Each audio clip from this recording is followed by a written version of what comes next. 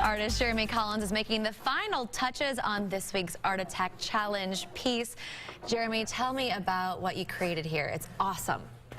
Thank you. Are you exhausted? I'm exhausted. I thought I had 2 hours, though. You guys said... You actually still have 35 seconds if you want to take advantage and tell me while you're working on it. What inspired you to make the heart and the fist inside the heart? Right. Well, this came from a sketch I did a month ago, thinking about my parents celebrating their 40th anniversary, wanting to write them a little card and do something clever, and started thinking about what it takes to have a 40-year marriage.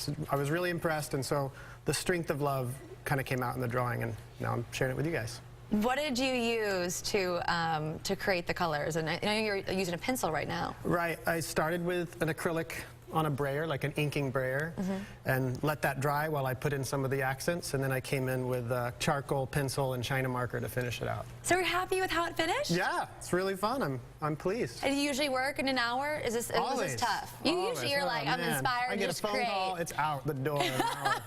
Now, you were inspired to create something for a charity, and that's the Curie Foundation. So we want to bring in Megan and Tommy to accept this amazing piece of art. Why were you inspired to ask the Curie Foundation to get involved? Well, I've been donating to Kyrie for 5 years. They do an annual art auction in November, and Megan can tell you a little more about that.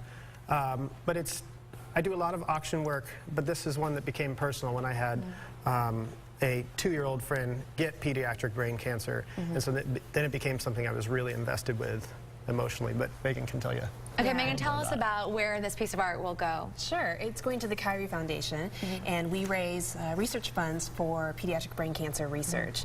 And I, like Jeremy, have seen it affect our family firsthand. We lost our 19-month-old niece in 2005, and we found out at that point that brain cancer was the #1 cancer killer of kids. Nobody was talking about it. Nobody was doing anything, and we figured, well, somebody better do something, and I guess that somebody's us. So we are the only organization in the Midwest that's trying to do this.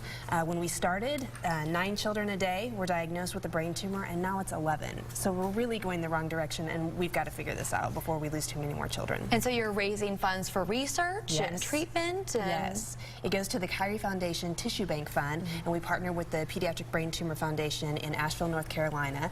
And that goes to doctoral scientific teams at Duke University, at the Sick Children's Hospital in Toronto, University of California, San Francisco. So from right here in the Midwest, in the heartland, right, we are part of this global conversation, and it's pretty cool. Well, thank you for all that you're doing, and Jeremy, what a beautiful piece. Did you give it a name yet? Does it have a name I didn't hear?